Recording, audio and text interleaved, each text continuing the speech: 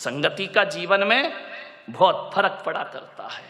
एक संत के पास 2 तोते थे। एक आदमी उनके यहां बैठने गया संत जी के दर्शन करने। दोनों तोते अलग अलग पिंजरे में बंद थे। अब जैसे ही पहुंचे तो एक तोता बोला, आइए, राम राम, स्वागत है आपका, स्वागतम, आइए बैठिए। आदमी को बड़ा अच्छा लगा कि यार तोता कितना मीठा बोल रहा है। जय जिनेन्द्र, राम राम, आइए भाई साहब बैठिए, अतिथि देवो भव, आपका स्वागत है, आपका सम्मान है। इतना सुकून मिला उसको। वो मुड़ा थोड़ा सा दूसरे तोते की तरफ। दूसरा तोते ने इतनी गालियां बकी, इतनी गालियां बकी, मारो, काटो, पीटो, पकड़ो, लूटो। अरे उसने कहा कि संत जी क्या मामला है? एक तोता गालियों पे गालियां बक रहा है और एक तोता आइए स्वागतम बड़ा मीठा शब्द बोल रहा है। संत ने कहा, मैंने इन तोतों से कुछ जिंदगी का पाठ पढ़ा है। बोले क्या पाठ पढ़ा है?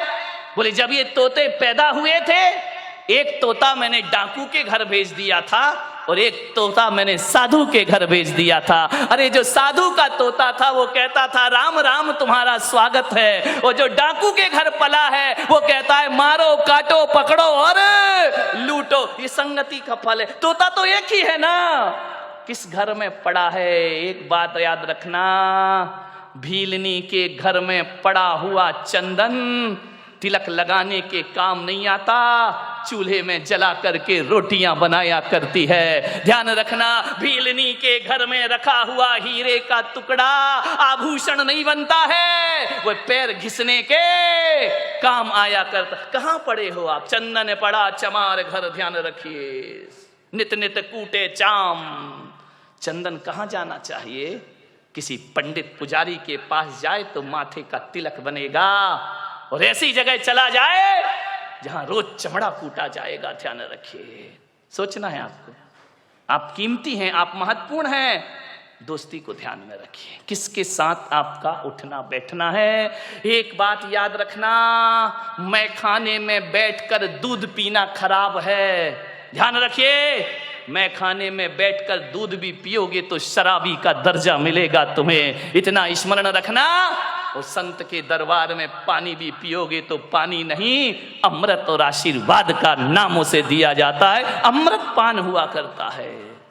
चीज तो वही है, चीज में क्या फर्क पड़ता है? संगति किसकी कर रहे हो? अच्छे लोगों की संगति करो, ऊंचे लोगों की संगति करो। ऊंचे लोग, ऊंची पसंद। कौन बोला? माणिक चंद। ध्यान रखिए, मान संगति कैसे करना है, ऊंचे विचार। मैं जब स्कूल में पढ़ता था, पढ़ाई में बहुत वीक था, बहुत कमजोर। हकीकत बताऊं, धक्के लग लग के पास होता था, पढ़ाई में मन ही नहीं लगता था। दुनिया भर की शैतानी में मन लगता था, पढ़ने लिखने में कोई दिमाग नहीं, बस इसी में खुश थे। कभी देखने ही नहीं कितने परसेंट, और हमारे समय तो परसेंटेज का लफड़ा ही नहीं था। इस क्लास से उस क्लास में चले गए, पास हो गए, ना माँ बाप को कुछ पड़ी है ना हमें कुछ पड़ी है। जाकर के देखा, बोले क्या रिजल्ट पास, नाचते गाते आ गए, जानते ही नहीं थे 90% क्या होते हैं। आजकल के बच्चे को तो 98% आ जाए तो डिप्रेशन में चला जाता है, 2% कम क्यों हुए। हम लोग तो कोई लफड़ा ही नहीं था, आ गए, पास हो गए, निकल गए, बैठ गए अगली क्लास में, कोई परसेंटेज की बात नहीं थी। कई बार तो 5 नंबर का ग्रेस भी लग के अगली क्लास में बिठा दिया जाता था। मान्यवर सोचिए, बड़ी पढ़ाई बड़ी मजेदार थी। फेल भी हो गए तो कोई टेंशन नहीं। एक लड़का फेल हो गया था हमारी क्लास में बचपन में। अब वो फेल तो हो गया बेचारा, बड़ा रो रहा। मैंने कहा काहे को रोता है यार, हो गया, फेल हो गया। स्कूल अगर आए तो पढ़ना ही पड़ेगा, पढ़ाई गर जहर है तो पीना ही पड़ेगा। उस समय मैंने कविता लिखी थी, गिर गिर के पढ़ाई में संभलते ही रहेंगे। ये मेरी बचपन की कविता। गिर गिर के पढ़ाई में संभलते ही रहेंगे, गर फेल भी हो जाए तो पढ़ते ही रहेंगे। जिसने किया फेल वही पास करेगा, पढ़ाई अगर जहर तो पीना ही पड़ेगा। हाँ, कितने खुश हो गए। देखो ऐसी बातें इतने जल्दी आ जाती हैं। अरे जो फेल कर रहा वही पास करेगा, टेंशन काहे को ले रहा है? अभी नहीं करेगा अगले साल करेगा। आज की पढ़ाई बिल्कुल अलग हो गई है।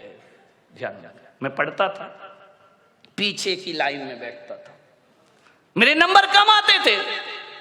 मेरे एक शिक्षक थे, आज मुझे स्मरण में आ रहे हैं, डी भारत, क्रिश्चियन थे।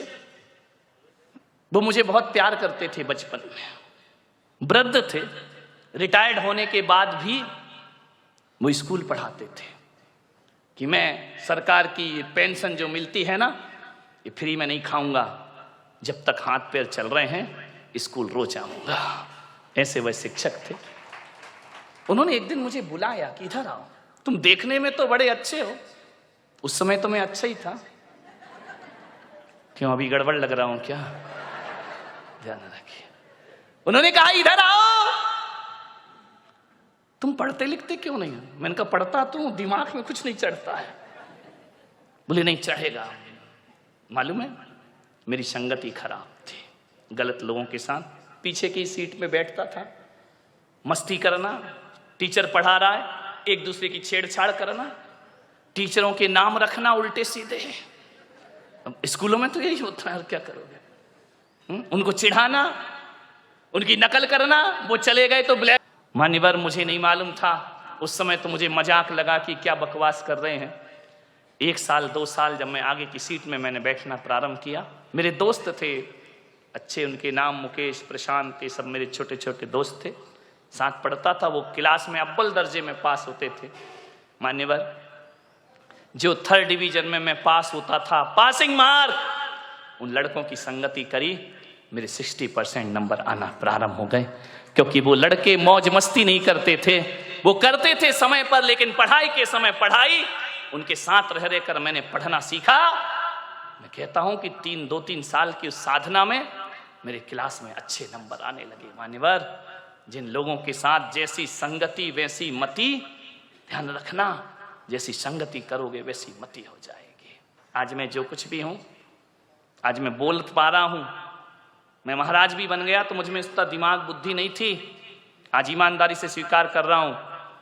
लेकिन बोलने की कला यदि मैंने किसी से सीखी है, चिंतन सीखा है, तो तरुण सागर महाराज के साथ रह करके मैंने सब कुछ सीखा है। आचार्य गुरुवर पुष्पदन सागर जी महाराज के बाद यदि मेरे जीवन में किसी का सबसे बड़ा उपकार है तो तरुण सागर महाराज का उपकार है। 3 साल उन्होंने मुझे पढ़ाया लिखाया, योग्य बनाया, उन्होंने मुझे चिंतन सौंपा। मान्यवर कोई कैसा भी कुछ भी कहता रहे, जो जैन समाज में तरुण सागर ने चिंतन परोसा है, कोई मुनि इतना बड़ा चिंतन इस देश में नहीं परोस सका, जिन्होंने देश के जैन धर्म को जन धर्म बनाने का। आज मैं दुखी हूं क्योंकि उनसे मेरा केवल इतना ही रिश्ता नहीं है कि वो मेरे अग्रज हैं, मेरे बड़े मुनि हैं, मैं उनके संग में दीक्षित हूं आचार्य महाराज से। आज ऐसी आवाज जिसने जैन धर्म को पहचान दी, आज दिल्ली में वो आवाज लड़खड़ा रही है मेरे भाई। आज वो बीमार हैं, आज वो अस्वस्थ हैं। हकीकत में कहूं तो मेरा मन स्थिर नहीं है कि जिसने मुझे सब कुछ दिया, आज इतनी सी उम्र में वो साधु लाचार है। मैं यही कहूंगा पूना वालों से कि अपने घरों में ईश्वर से प्रार्थना करें कि तरुण सागर की आवाज दबना नहीं चाहिए, वह हमेशा आगे बढ़ती रहे। और मैं तो आज ही कहता हूं कि भगवान हम जैसे साधुओं का क्या है, मेरी भी उम्र यदि उन्हें दे दी जाए तो पुलक सागर वो करने को भी तैयार है। उनका जीवन वो समाज की धरोहर है, विरासत है। उन्होंने देश को एक सही दिशा दी है। उन्होंने मेरे से कभी छोटे मुनि जैसा व्यवहार नहीं रखा। उनके साथ बहुत से साधु रहे। हमारे संघ में जो भी दीक्षित हुए, ट्रेंड होने उनके ही पास जाते हैं। सबसे ज्येष्ठ साधु हैं, जो भी गए सबने सीखा। लेकिन तरुण सागर महाराज आज भी बोलते हैं कि पुलक सागर जो तुमने ग्रहण किया वो कोई भी साधु मुझसे ग्रहण नहीं कर पाया है। उन्होंने हमेशा मुझे अपना छोटा भाई ही नहीं, छोटा मुनि ही नहीं, उन्होंने हमेशा मुझे अपना मित्र समझा है। आज भी हमारे उनके रिश्ते आज दूर दूर होने के बाद भी सबसे घनिष्ठ मित्रता यदि किसी से है तो तरुण और पुलक सागर की जोड़ी। नॉर्थ में जाकर के आप देखेंगे यदि मैं उत्तर प्रदेश में चला जाऊं ना, दिल्ली में चला जाऊं, तो आज भी दिल्ली वाले मुझे छोटा महाराज कहकर बुलाते हैं। बड़े महाराज तरुण सागर, छोटे महाराज पुलक सागर। आज भी मैं उनकी नजरों में बड़ा नहीं बना। ऐसी जोड़ी 3 साल हम लोग साथ रहे, एक भी दिन विवाद नहीं, झगड़ा नहीं, लड़ाई नहीं, कभी जोर से नहीं बोले। नहीं तो तरुण सागर को समझना बहुत बड़ी बात है, लेकिन आज तक मैं इस भरी सभा में कह रहा हूं कि कभी हम दोनों के बीच में तू मैं नहीं हुई। कभी उन्होंने मुझे जोर से नहीं बोला, डांटा नहीं, और उन्होंने डांटा नहीं और मैंने भी कभी डांटने का अवसर उनको प्रदान नहीं किया। आज वो पीड़ित हैं। विनोद गया है संदेश लेकर, बहुत अस्वस्थ है वो। मैं आपसे निवेदन करता हूं, मत दो कुछ, एक संत को हृदय से दुआ दे दो। कभी कभी दवा जो काम नहीं करती, वो दुआ काम करती है, ध्यान रखना। वो निरोग हो, वो स्वस्थ हो। मान्यवर, विषय मेरा बदल गया, लेकिन भीतर से दुख है मुझे। साल भर हो गए, 2 साल हो गए उन्हें परेशानियों को झेलते झेलते।